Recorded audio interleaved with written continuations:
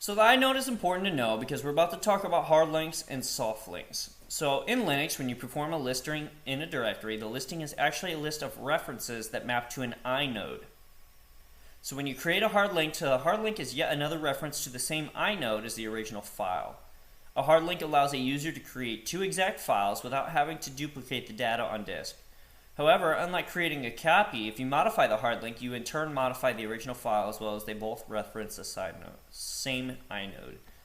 Hard links have some limitations, as in most but not all Unix Linux distributions. Hard links cannot be created for directories. Hard links are also not allowed to cross file systems, so inodes are unique to each file system.